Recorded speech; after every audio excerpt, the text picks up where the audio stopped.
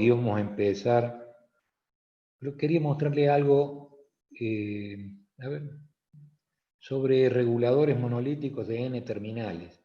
Creo que estábamos acá.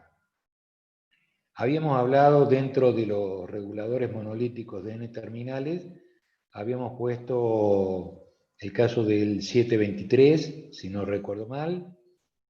Estuvimos hablando del 723 y un poco del L200 con distintas características, como reguladores integrados de N terminales, en formatos plásticos, en formatos metálicos.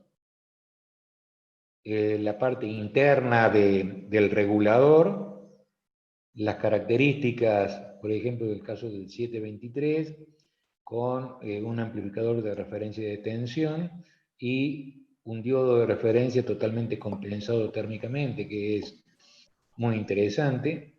El amplificador de error, después tenía el transistor en serie y el transistor para la limitación de corriente. Bueno, después presentamos distintos diagramas en bloques, especificaciones técnicas particulares, alguna aplicación muy sencilla, para este caso, o sea, tomar la tensión de referencia como una de las entradas del amplificador de error, y el otro tomarla de una muestra de la salida a través de los resistores R1 y R2, y obtener una salida que es la tensión de referencia 1 más R1 sobre R2.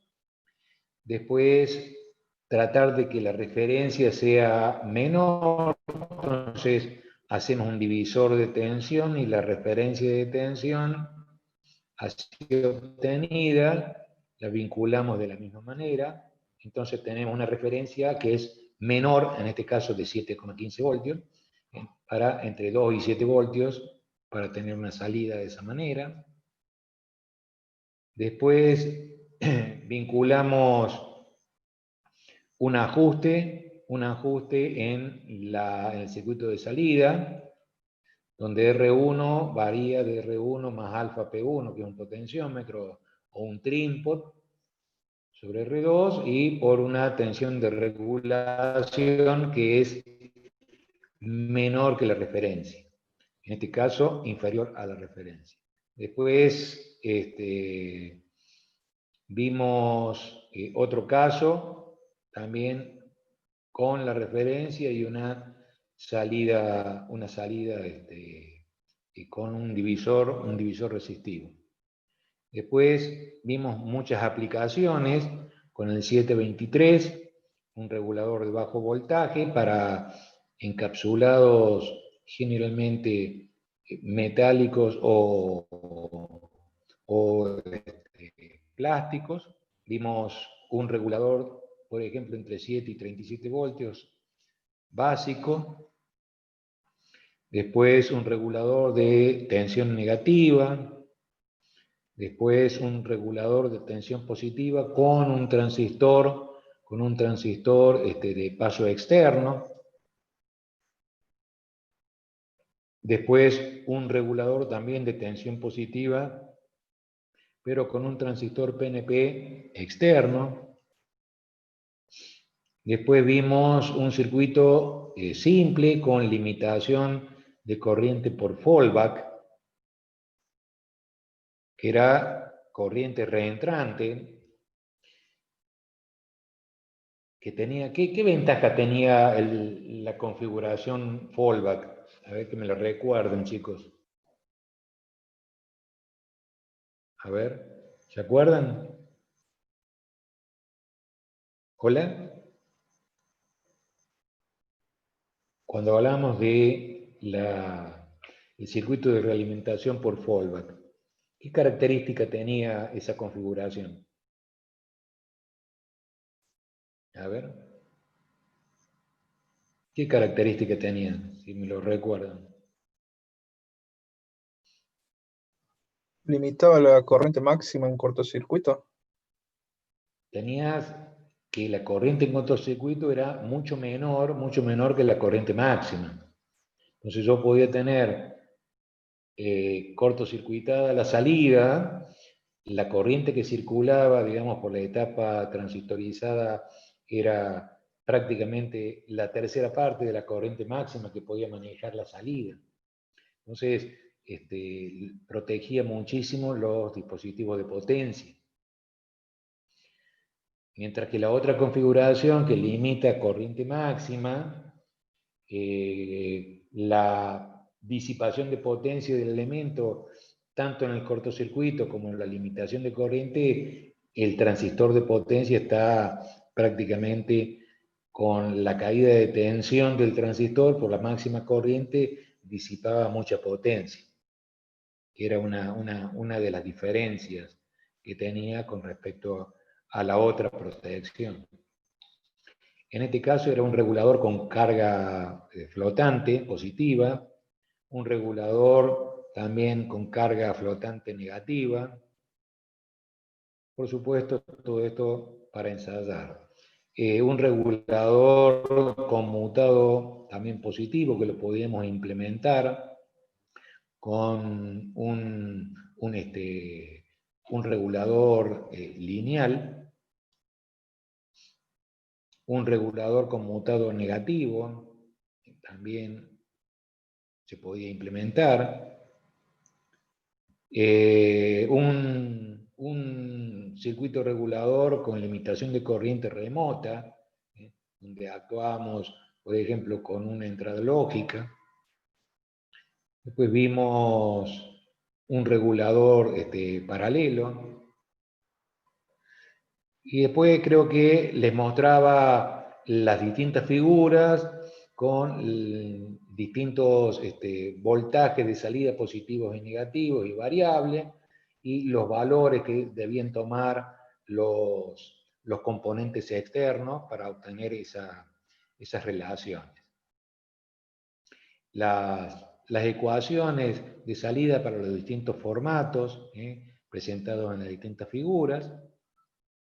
Y después vimos, por ejemplo, el caso de un 723 más completo, con una salida Darlington, una limitación de corriente, el ajuste de la tensión de salida y todas las características que habíamos planteado con respecto a este integrado en particular.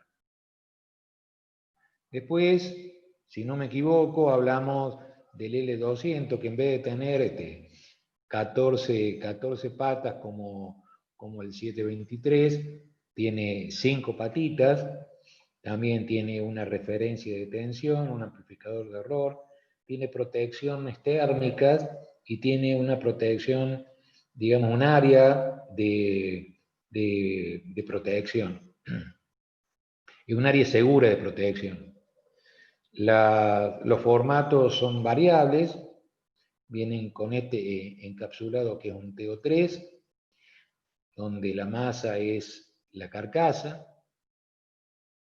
Bueno, el circuito del regulador propiamente dicho, la referencia es más baja, en este caso 2,77. Una aplicación muy simple donde la salida es la referencia por 1 más R1 más alfa P1 sobre R2, y la limitación de corriente está dado por la caída de tensión de limitación de corriente. En este caso, 0,45 voltios aproximadamente sobre la resistencia y la corriente máxima que puede limitar el regulador.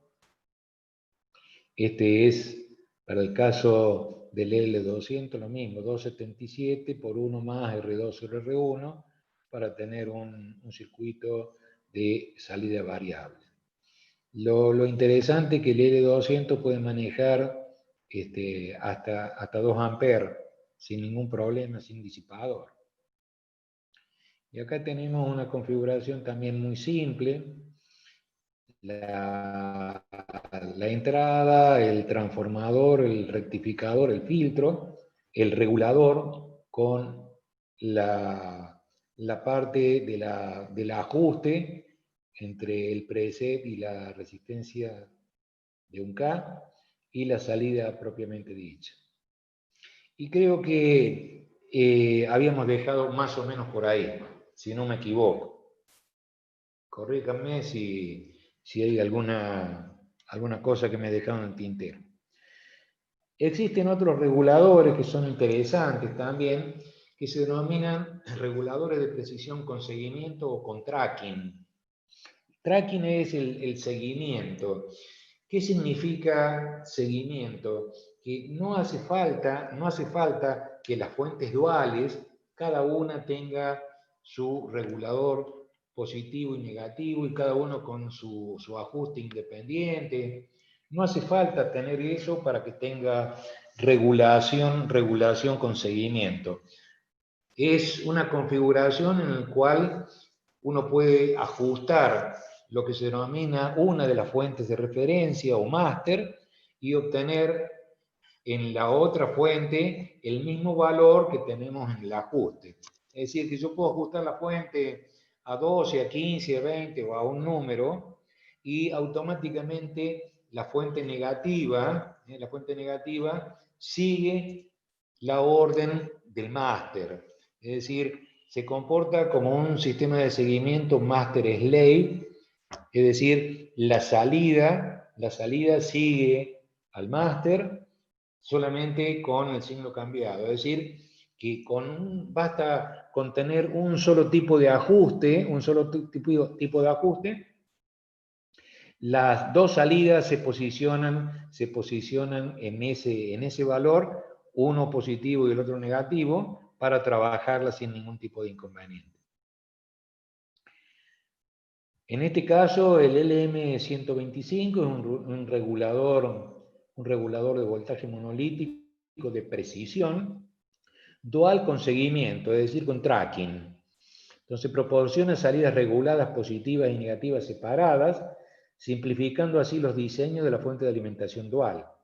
Pues yo con una fuente de alimentación dual, cuando quería variar, necesitaba un regulador positivo, un regulador negativo, el ajuste, si venía desde una referencia que era distinta de cero, tenía que compensarlo. Bueno, este tipo de situaciones se trata de evitar con esto. El funcionamiento requiere pocos componentes externos en función de la aplicación. Los ajustes internos proporcionan voltaje de salida fijas. En este caso es más o menos 15, pero yo tengo la posibilidad de variarlo desde 0 a un determinado valor y la otra fuente sigue las variaciones de programación de la primera. Cada regulador está protegido de la disipación excesiva de energía interna por un circuito de apagado térmico, que apaga el regulador cada vez que el chip alcanza una temperatura máxima preestablecida. O sea, es prácticamente una llave termomagnética que por temperatura, una vez que alcanza ese valor, abre el circuito. Otra característica incluye la detección del nivel de corriente interna y externa, para la protección del dispositivo mientras se opera con o sin aumento de corriente externa.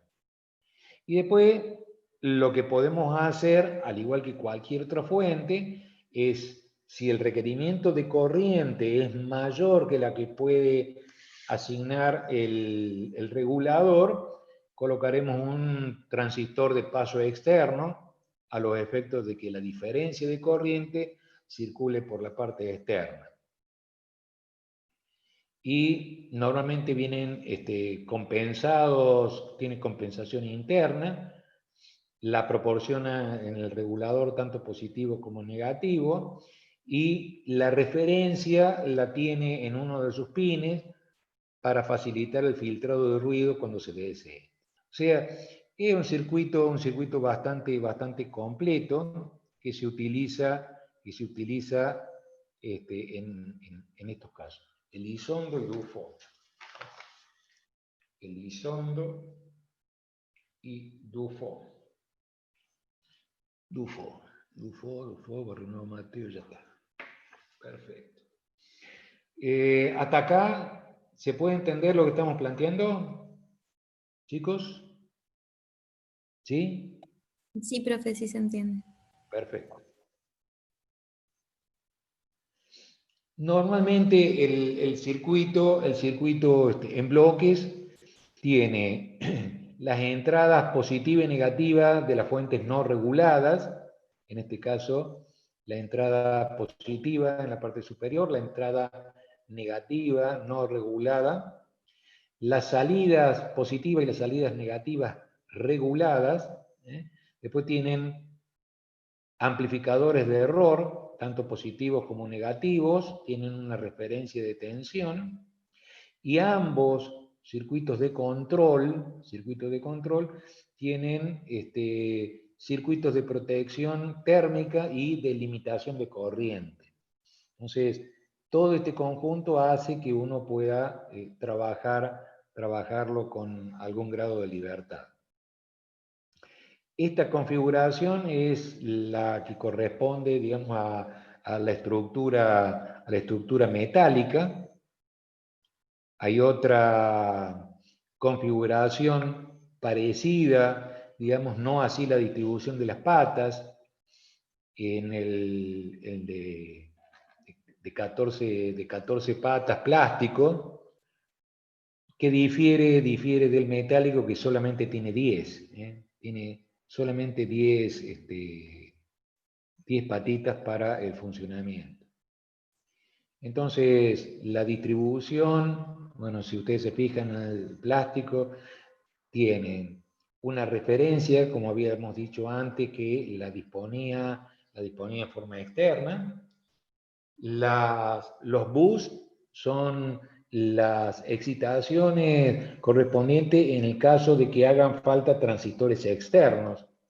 Son reforzadores, tanto en la parte negativa como en la parte positiva.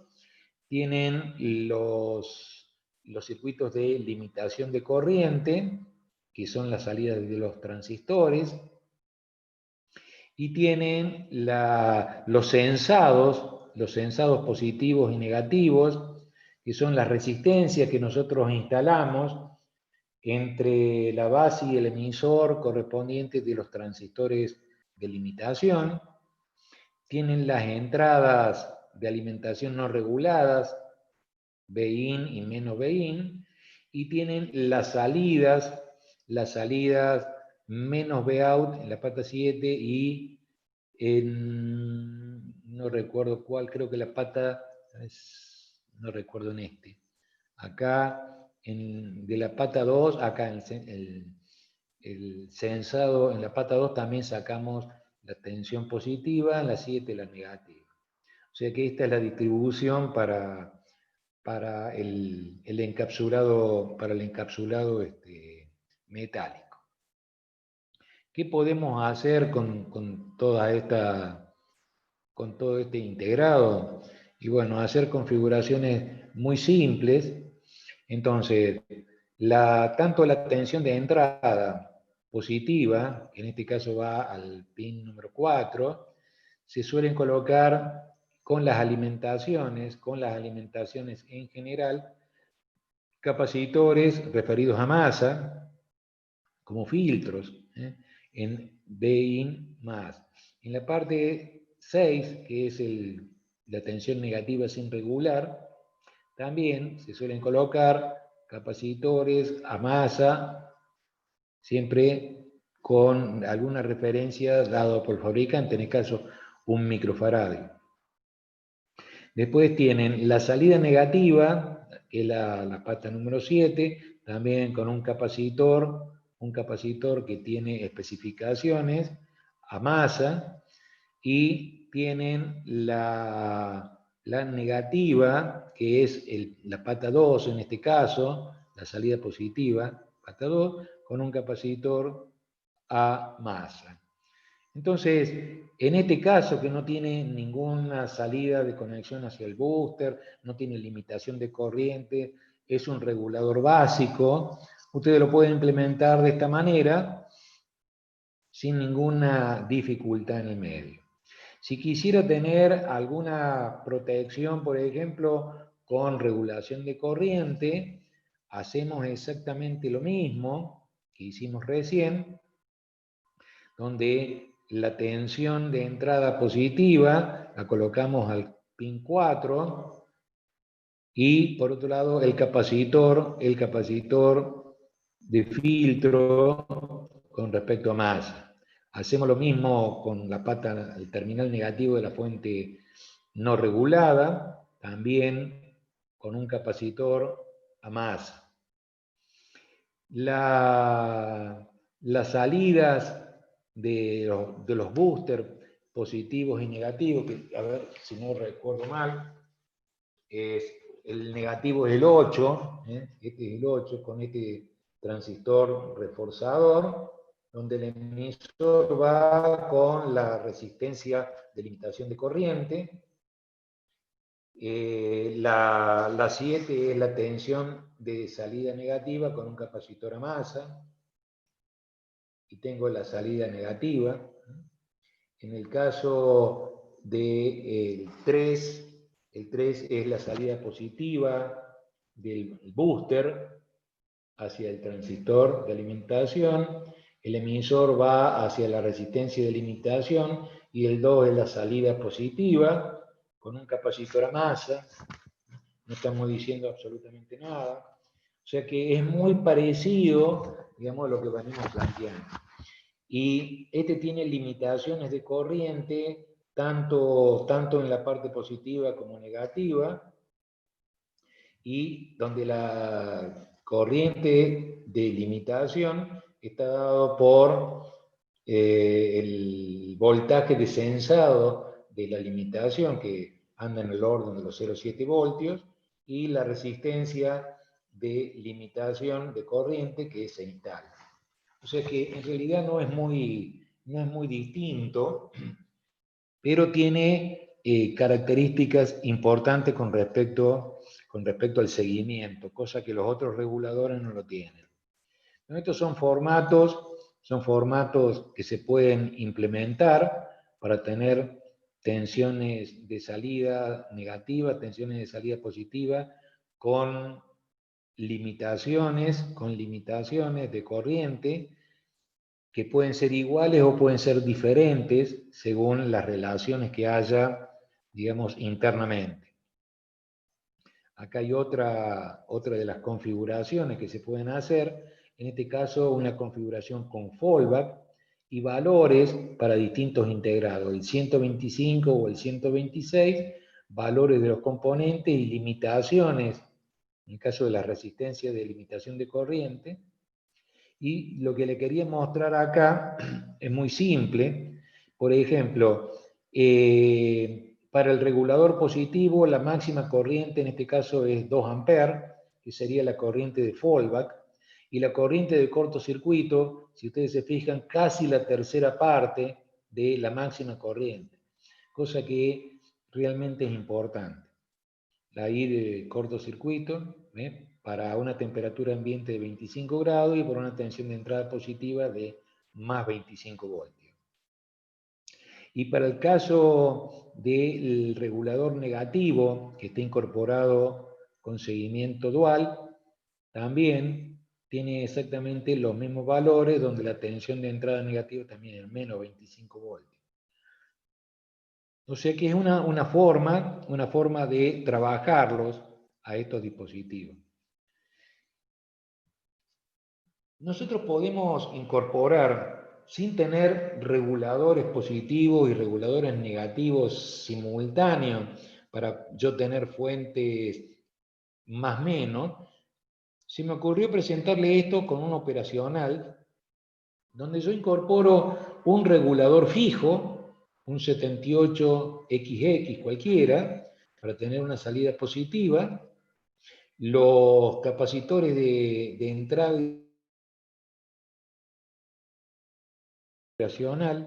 operacional, donde la tensión de entrada positiva lo colocamos a la alimentación positiva, la tensión de entrada negativa al negativo, esto puede ser un 741 tranquilamente, la salida de este detector va hacia un transistor de potencia, que está en serie, digamos, con el circuito.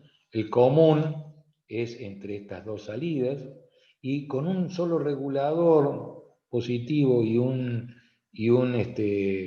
amplificador operacional, yo puedo tener las dos salidas, cosa que no la disponía si no tenía dos reguladores. Y si se fijan, por ejemplo, estas dos resistencias que son exactamente iguales, en el caso del regulador, a ver si lo podemos ver acá, fíjense, el regulador que mostraba recién, también entre la salida positiva y la salida negativa, tengo las resistencias RC y RD, y tengo el punto medio conectado a un amplificador de error. O sea, evidentemente guarda una relación con respecto a la estructura de los reguladores integrados, de N terminales. Yo acá me tomé el atrevimiento de mostrarles un video que me pareció interesante de una fuente de laboratorio. ¿Alguien alguna vez tuvo intenciones de hacer una muy buena fuente de laboratorio con todos los controles habidos y por haber, en forma digital, con mediciones digitales y analógicas, con salidas reguladas, controladas térmicamente, como proyecto final? Yo estaba pensando, digo, que la verdad que estaría muy lindo también hacer un trabajo final integrador, una fuente de alimentación con todas las características habidas y por haber. Por ejemplo, qué sé yo, se me ocurre de 0 a 50 voltios, de 0 a 50 amperes, con protecciones de corriente, con limitaciones de corriente que pueden ser variables para una fuente u otra, y trabajarla con 4 combinaciones diferentes a esta fuente doble.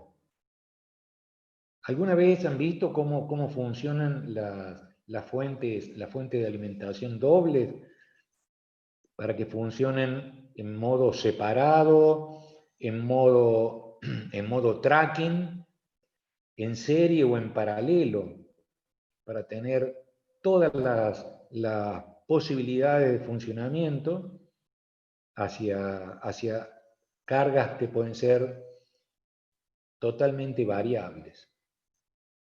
A ver si lo podemos ver. Espero que le sea de agrado, para que lo puedan entender. A ver si lo puedo hacer.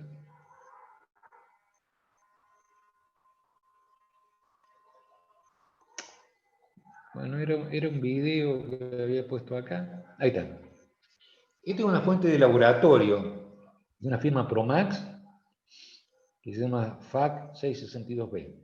La fuente es esta que está acá y la vamos a ver porque una de las funciones que tienen es la de tracking, que es la de seguimiento. Y yo quiero que lo escuchen a la persona que comenta el funcionamiento, más allá de la parte circuital, que eso sería una cuestión de que ustedes debieran realizarlo. Tiene presentación digital, con controles de todo tipo, y yo quiero que lo escuchen para ver si realmente entienden el funcionamiento. Tienen 4 funciones diferentes, que es un modo totalmente independiente, un modo tracking, un modo serie y un modo paralelo. Y después tienen para colocar este display para la fuente 1 o fuente 2 y este indicador de corriente para la fuente 1 o la fuente 2. Tiene las calibraciones gruesa y fina para la fuente 1, tiene grueso y fino para la fuente 2, tiene un circuito, digamos un trim, para variar el ajuste fino de la limitación de corriente para la fuente 1 y la fuente 2, y tiene estas explicaciones que yo quiero que la escuchen para que les sea de agrado. ¿Sí? ¿Hasta acá se entiende lo que les quiero mostrar, chicos? Sí, profe. ¿Alguien pensó en hacer una linda fuente de laboratorio? Yo los ayudo con muchísimo gusto al que decida hacerlo, porque realmente es muy importante. Pero una fuente bien hecha, bien Sí, hecha. ganas de hacerme una, pero para mí. No lo había pensado como proyecto final, tal vez. Es Pero que es sí, muy como para interesante, tener. porque también podés ligar la parte de técnicas digitales, que la podés hacer como quieras, la Sí, parte de sí, un control digital electrónica, muy potente. y aparte de lo... Y vas a vincular, por ejemplo, forzadores de aire para trabajar con sensores.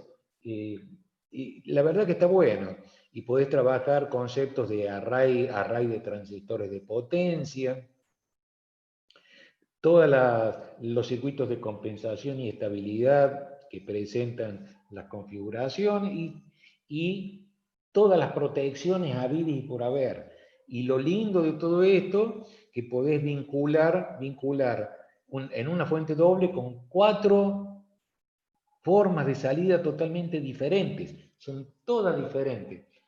Le paso esto y a alguien, si tiene interés, después me lo comenta y lo pensamos juntos, ¿eh? Porque la verdad que está bueno para hacerlo. Una fuente de laboratorio, pero bien hecha. Y por qué no en un área comercial también.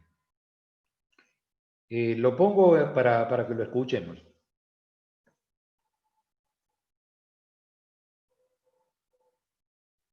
En este vídeo didáctico vamos a conocer el manejo de la fuente de alimentación doble Promax FAC 662B. El objetivo es configurar adecuadamente la fuente de alimentación doble para obtener tanto tensiones de una fuente como tensiones compuestas de ambas. Pasemos al laboratorio para ver cómo se hace. Vamos a ver cómo funciona la fuente de alimentación doble que tenemos en el laboratorio. Tiene 2 fuentes de alimentación y están distribuidas de forma completamente simétrica. Por lo tanto, en este eje de simetría, a la izquierda tenemos todos los mandos de una fuente de alimentación y a la derecha todos los mandos de la otra fuente de alimentación. Tiene por un lado los mandos de ajuste de la tensión, ajuste grueso y ajuste fino. Y por otro lado, el mando de la limitación de la corriente, que es este mando. Y la salida de la fuente tenemos en rojo la salida positiva y en negro la salida negativa. Y finalmente en la parte de abajo tenemos lo que sería una conexión a tierra de la fuente de alimentación. Vamos a pasar ahora a ver los mandos de control de la fuente de alimentación. El principal mando de control es el de encendido, que está en el centro de la fuente. Y ya vemos los indicadores. Por un lado tenemos aquí, nos indica tensión en voltios, que se gobierna por estos pulsadores. S1, que está pulsado ahora, indica la fuente 1. Si pulsamos S2, indica ahora la tensión de la fuente 2, que vemos que es diferente. De la misma forma, en el otro lado tenemos el amperímetro, que está indicando ahora pulsado la fuente 1, como no tenemos nada conectado, pues 0 amperios, y pulsando el otro sería la corriente de la fuente 2. Con respecto a la relación entre las dos fuentes de alimentación, tenemos 4 mandos para indicar la forma en que va a trabajar la fuente de alimentación. Y esos mandos son los siguientes. El que está pulsado ahora es independiente, de forma que las dos fuentes funcionan independientemente una de la otra y sin ninguna conexión. El siguiente interruptor pone track, que es el modo de seguidor. Ese modo lo que hace es la fuente 1 gobierna la tensión y la fuente 2 tiene exactamente la misma tensión que la 1. Por eso al pulsar ha cambiado a 12 la tensión de la fuente 2. Fijaros que están en 12 voltios tanto la una como la otra.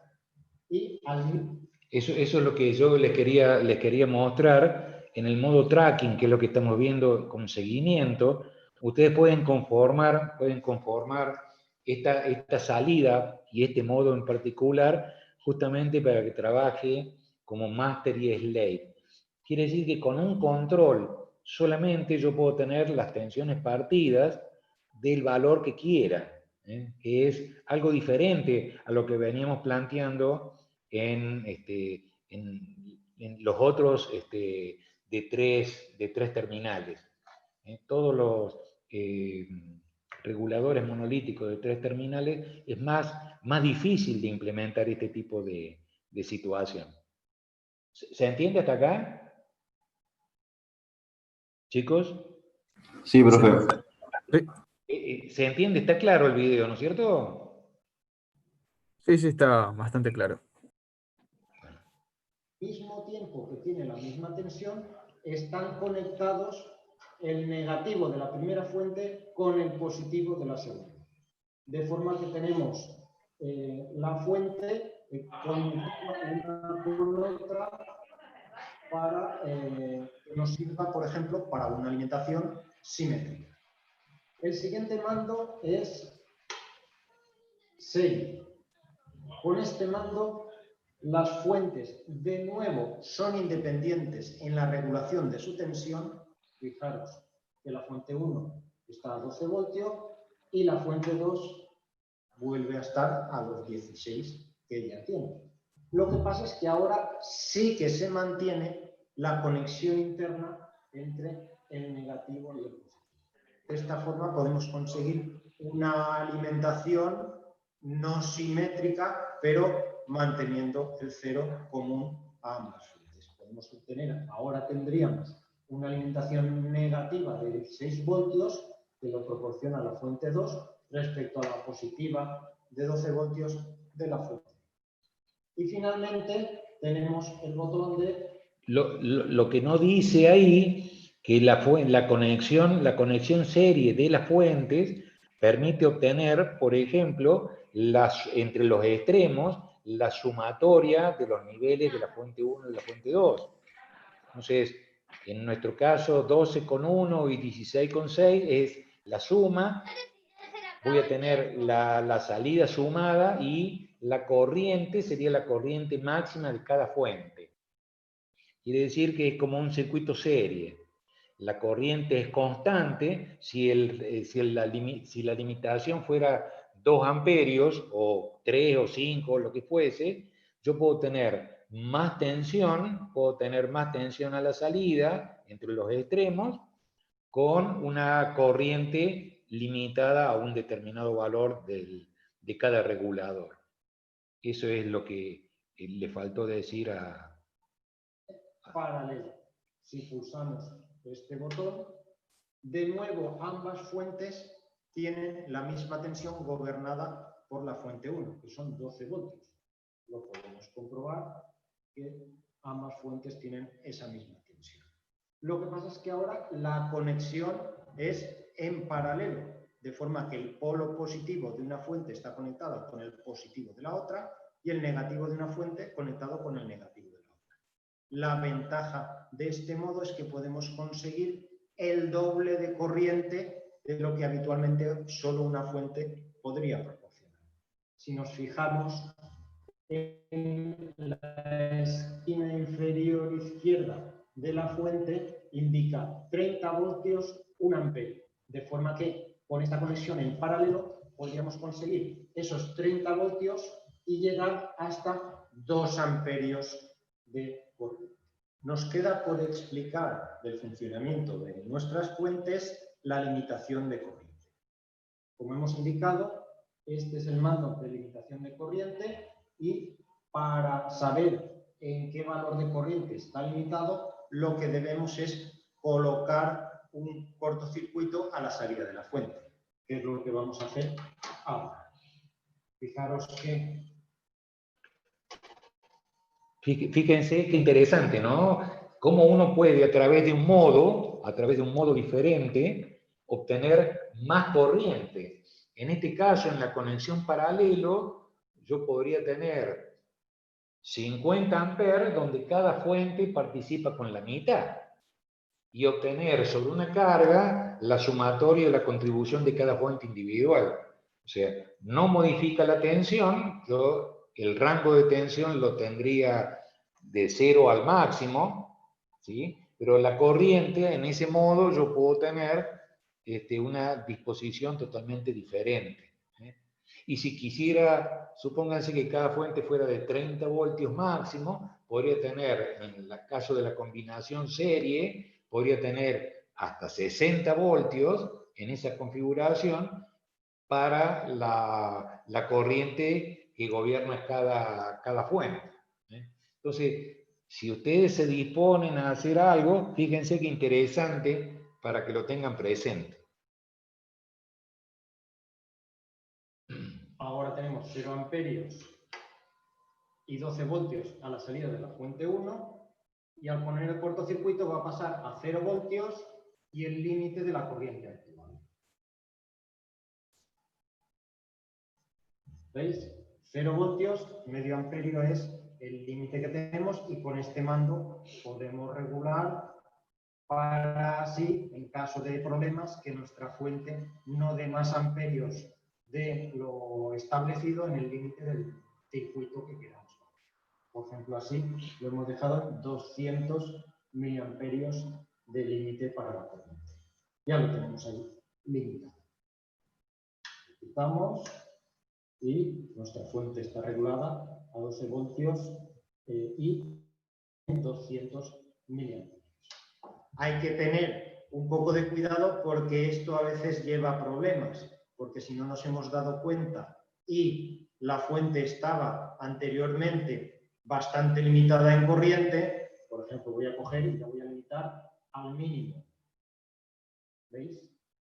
Al limitarlo a 0 prácticamente, la salida de tensión ha pasado a 0 voltios. Es posible que nos podamos quedar un poco extrañados de que nuestra fuente no da tensión y, sin embargo, el único problema era que estaba limitada en corriente de una forma exagerada. Solo nos queda por comentar que esta fuente de alimentación doble en realidad es triple. Es triple porque además incorpora una fuente, eso sí, fija de 5 voltios y hasta 2 amperios. Son estos dos conectores que tenemos aquí debajo que nos proporcionan ese valor fijo de 5 voltios y como mucho 2 amperios. A modo de ejemplo, vamos a ver cómo configurar nuestra fuente de alimentación para alimentar adecuadamente esta placa, que necesita una alimentación simétrica de más o menos 12 voltios y como mucho va a consumir unos 150 miliamperios en cada una de las dos partes, positiva o negativa. Por lo tanto, pues por ejemplo, lo configuraremos a un límite de corriente de 200 miliamperios. Nunca debemos conectar directamente nuestro dispositivo a la fuente porque no sabemos la fuente con qué tensión va a estar configurada. Por lo tanto, primero vamos a configurar la fuente y luego ya conectaremos nuestro dispositivo. Para eso la encendemos y nuestra fuente, al estar configurada en modo simétrico, que es este que pone track, y vamos a configurar ahora la tensión, que son 12 voltios, más o menos aquí, y con el ajuste fino llegamos a los 12, ya lo tenemos. Ahora el límite de corriente hemos dicho que eran 200 miliamperios, pues vamos a configurar el límite. Está en 700 miliamperios, lo bajamos hasta los 200 miliamperios. Ya lo ponemos ahí. ¿Vale?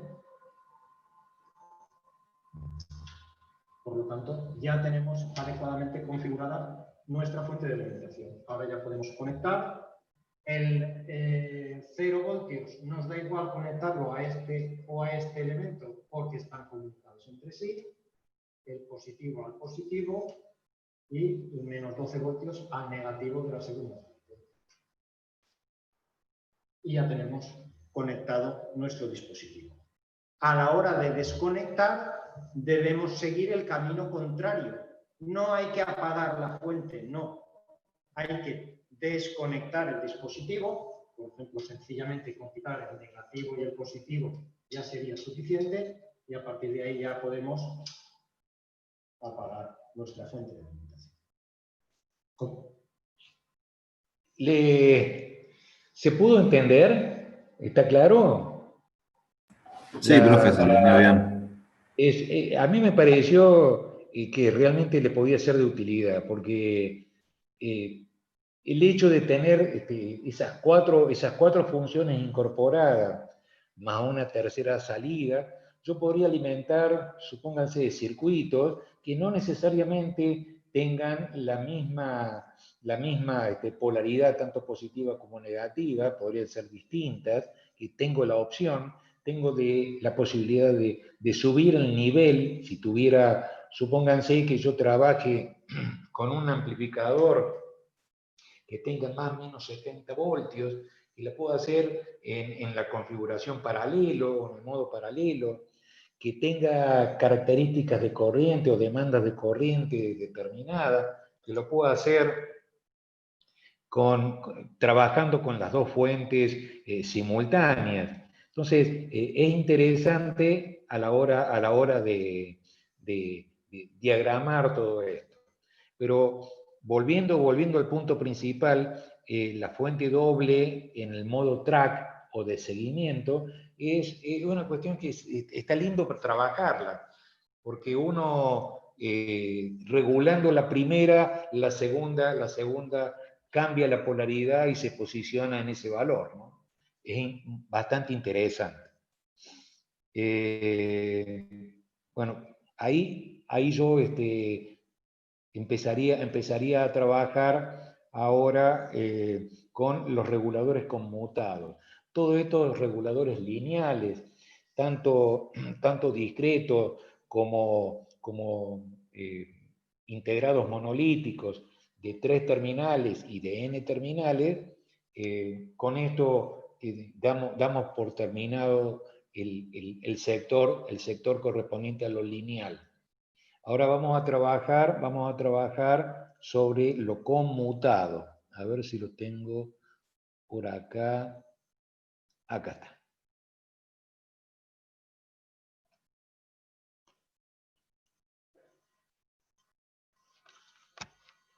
Entonces, estos reguladores electrónicos conmutados generalmente tienen distintos nombres. Son reguladores switching, o de conmutación, o se lo suele llamar también SMPS, son abreviaturas en inglés, donde SMPS significa Switch Mode Power Supply, es una fuente de alimentación en el modo conmutado. Y estos reguladores, a diferencia de los lineales, que eran fuentes disipativas, estos son no disipativos, porque como el elemento de control va a trabajar o en saturación o en corte, evidentemente va a consumir mucho menos energía entre la fuente primaria y la carga. Entonces eso hace que al consumir menos energía, el rendimiento de esta fuente va a ser totalmente diferente a las fuentes disipativas.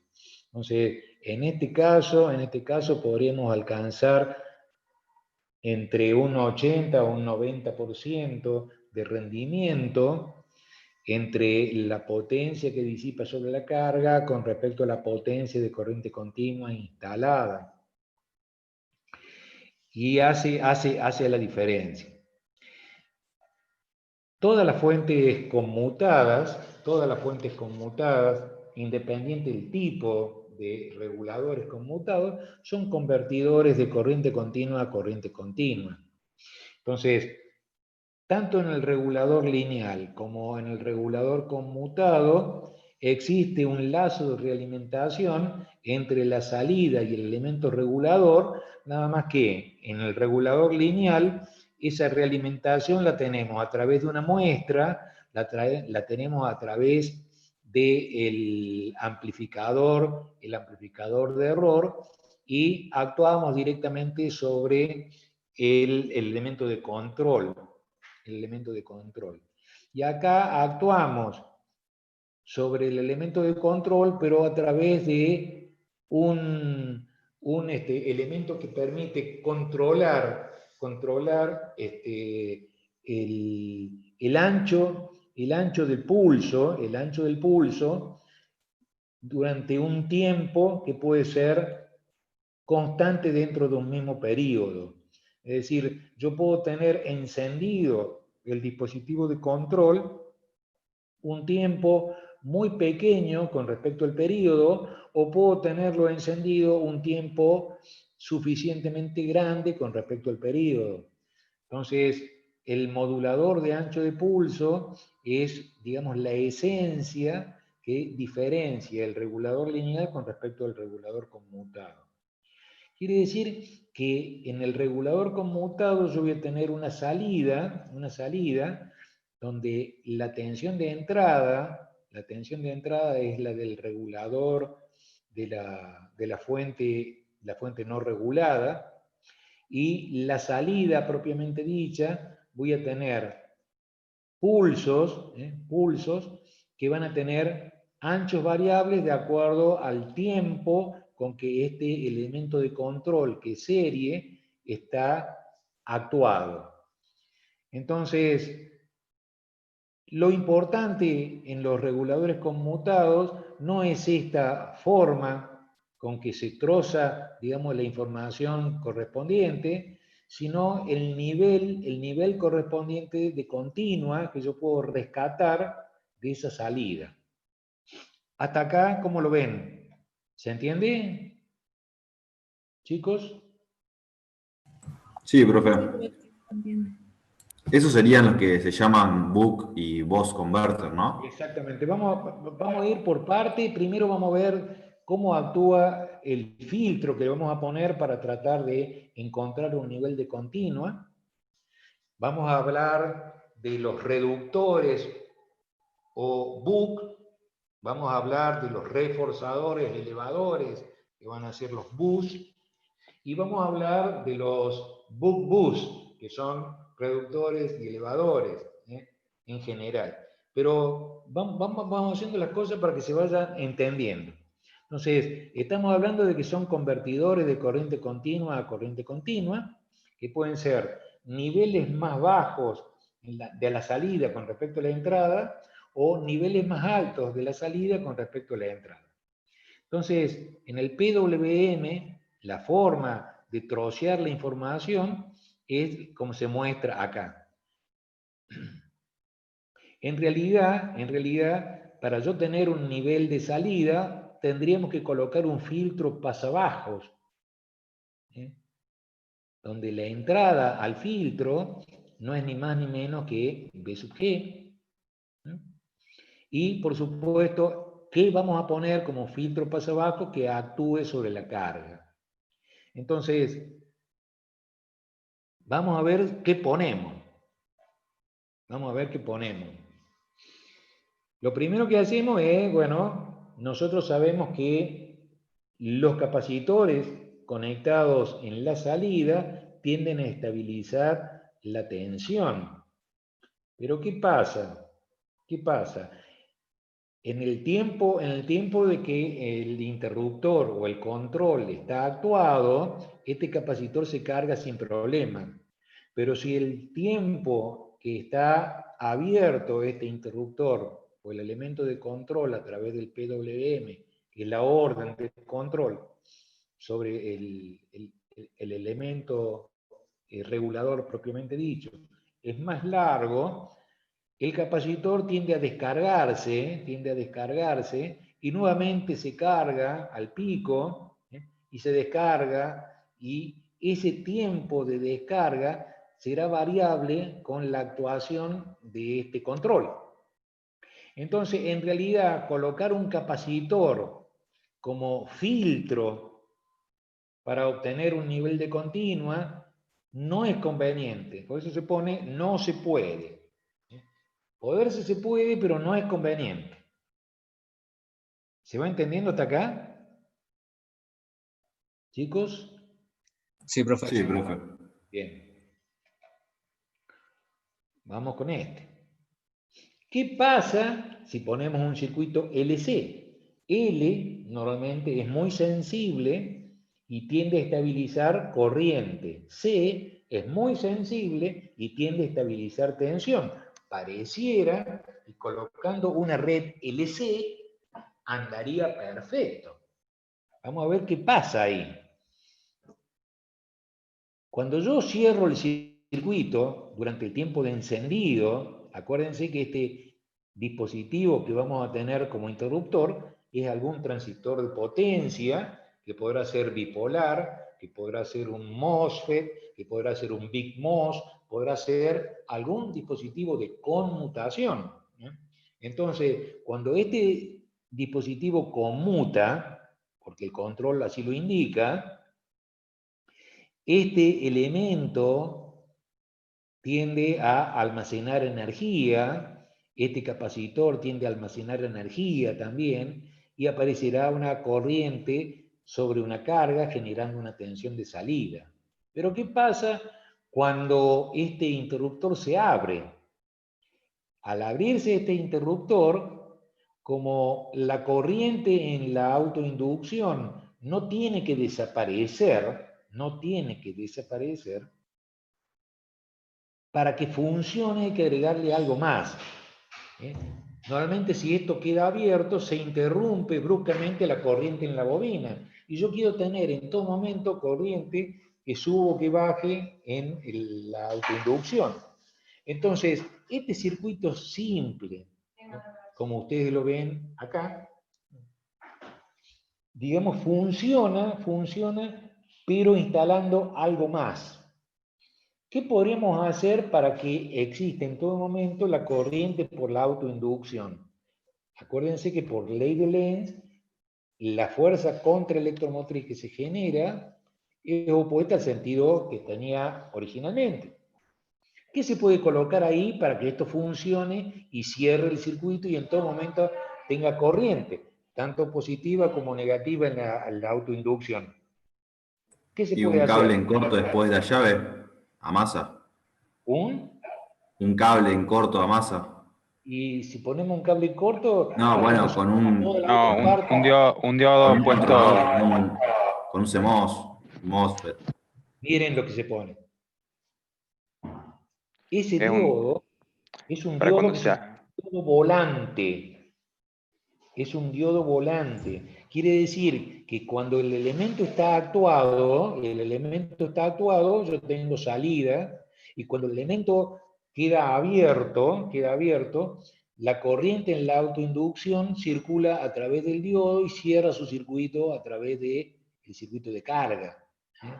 Entonces, en todo momento yo tengo corriente en un sentido y en el otro sentido.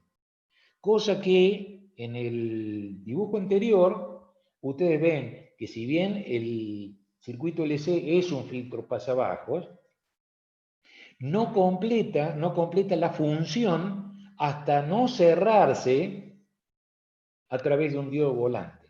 Quiere decir que este tipo de circuito es el primer convertidor básico reductor. ¿Qué significa eso? Que la salida es menor que la entrada, tiene un nivel de continua menor que la entrada, y ese convertidor de corriente continua a corriente continua reductor se denomina buck. No como libro, sino con U, buck. Entonces, este tipo de circuito reductor o buck generalmente se denomina convertidor directo. Convertidor directo.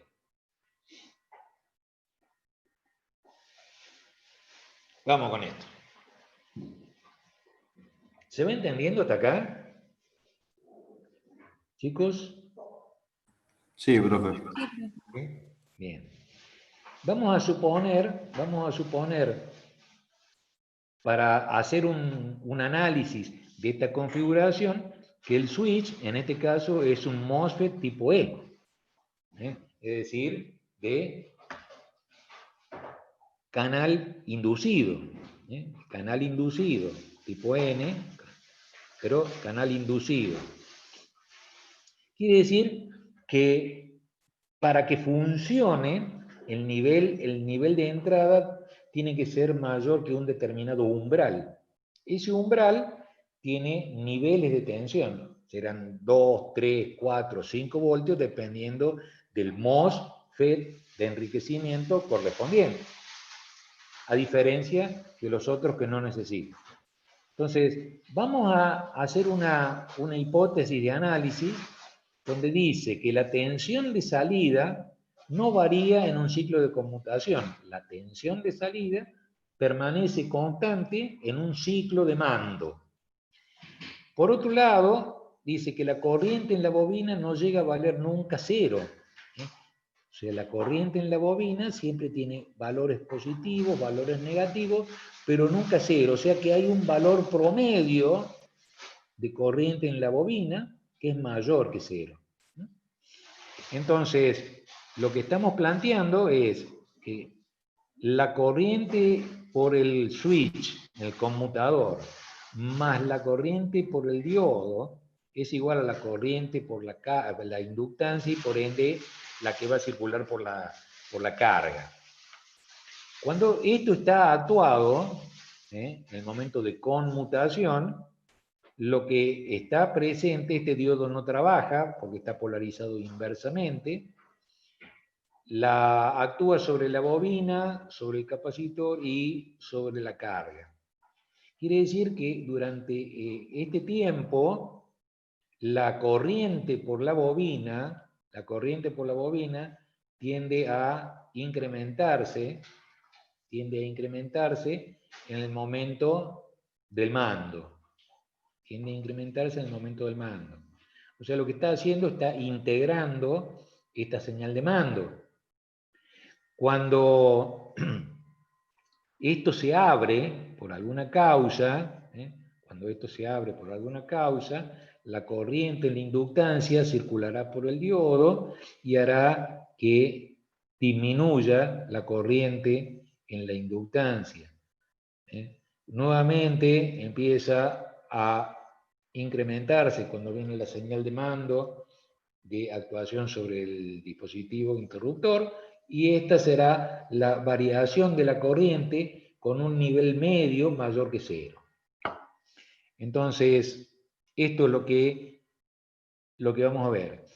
Vamos a hablar de tiempo de encendido y de tiempo de apagado. El tiempo de encendido es el ciclo de encendido, o el duty cycle, que es el ciclo de servicio que tiene el elemento conmutador, se va a llamar D.